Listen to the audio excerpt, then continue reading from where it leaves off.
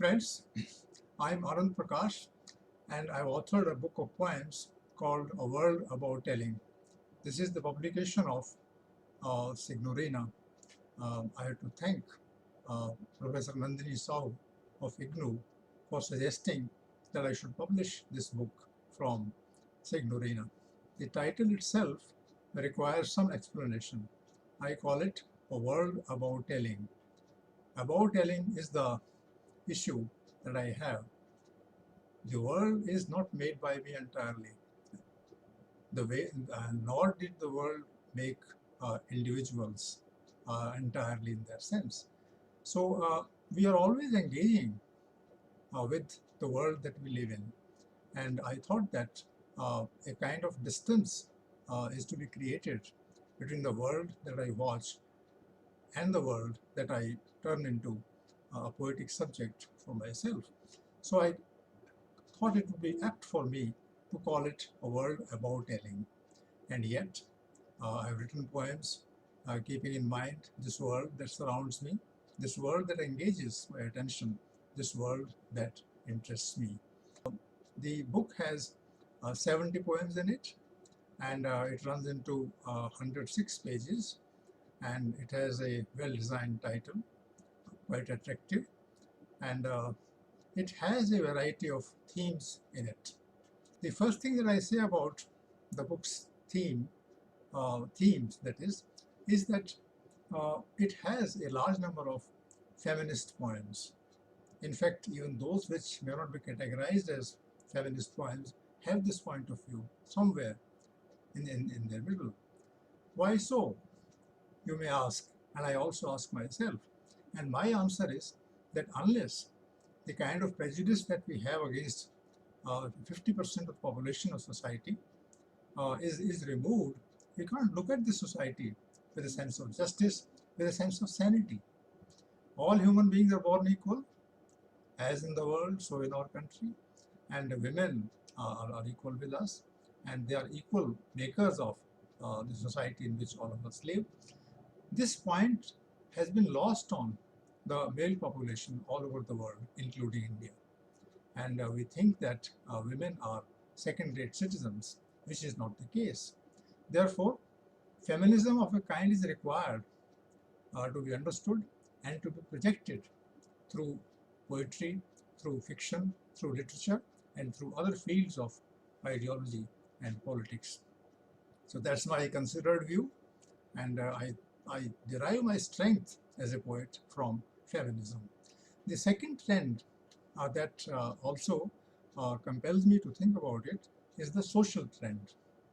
Society keeps on changing. It changed a lot before my eyes. When I became conscious of the world around me, then the country had become free on only a little while before. And I thought that a large number of schemes at that time were initiated by the powers that be. And in the 1950s, industrialization happened, and the word given to industrialization was development. So growth and development, nation building, this also was a part of it. And this particular social trend became dominant at that time, and it still is, even though there are problems now, there's not much of development. The fruits of development have not reached all the people equally. Some people have amassed a lot of wealth, where others have been driven to destitution. So literature and poetry in particular would like to focus upon such an important trend in our society, that we are going from, in a way, bad to worse. There are more people who are without work. There are more people who are frustrated, who are angry, who are asking questions, and it's the writer's job to give voice to their anger and to the other emotions that they have. So first feminism, then it is social trends. The other thing that interests me are the roles played by individuals in society. And I just gave two poems here, one about Professor Ranveer Singh, and another about Professor Vipin Chandra. Ranveer Singh was a political scientist and a thinker, a fine intellectual, and Vivin Chandra was a modern India historian. And uh, I had this chance to write about them, and I thought that they were fit subjects for the kind of poetry that I write, and therefore I wrote poems that were could be called poetic tributes. So I'm sure you would, when you read the book, you look for these two poems also that spread the message of secularism, the message of equality, and the message of justice across the academic world. The next theme that I particularly focus upon, and that's the natural theme also of all poems and poets, the theme of emotions. The poet is an emotional being. The poet thinks as well as feels. Sometimes his feeling tells you about his preferences.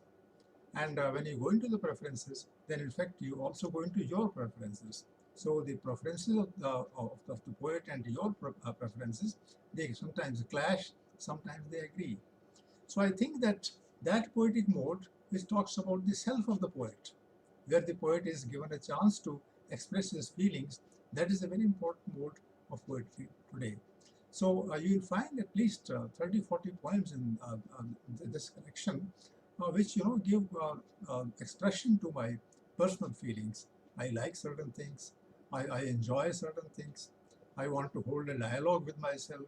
I want to hold a dialogue with somebody whom I like, and you'll express my emotions there. So you can call them, poems of emotion, poems of love, poems of liking, uh, you know, uh, poems of sensuousness. What is sensuousness in poetry? In fact, if poetry is not sensuous, then it is not poetry. It should appeal to the senses, the sense of touch, the sense of taste, the sense of smell. These are the five senses, and also intellect, ideas, preferences, as I already used the word. So a large number of poems in this collection also hold true on account of the sensuousness that I saw around myself in my life, in my neighborhood, in my friendships, in my relations, and all of them, got some kind of expression there. Lastly, I would say a few words about the role of the poet in our society. So the role of the poet, so far as I'm concerned, is the role to enlighten friends in order to make them aware about the world in which they live, and when you make them your friends, when you want to tell them what is wrong and what is right, then you are performing a role. So the writer is in a way all the time engaged in sharing one's thoughts and feelings and inspiring others to adopt a perspective which will do good to the world. And poets are people, who can't be easily swayed by propaganda, who would in fact like to say things which might be uh, unpalatable for the reader.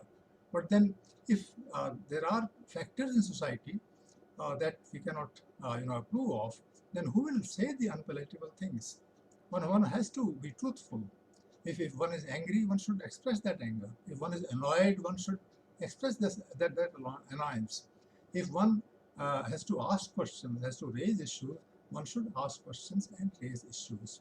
And the more issues you raise, the more the process of thinking spreads in society, and that adds to the value and good health of the society in which we live. So it's a big task for poets to perform this role, but I believe that if poets don't perform this role, then who will? Because poet is writing not under any compulsion of a prize, any compulsion of earning an income. The poet wants to, as a romantic poet in England said, the wants to become, and actually is, the legislator of humankind. Legislates, emotions, legislates humanist laws, and if that job is done by the poet, then I'm sure the society will be a better place to live in. I'm sure that some poems will touch your heart and will compel you to think and reflect. So with these words, I wish you all well, and I'm sure that my poems would be able to raise these issues which I call fundamental to your balance.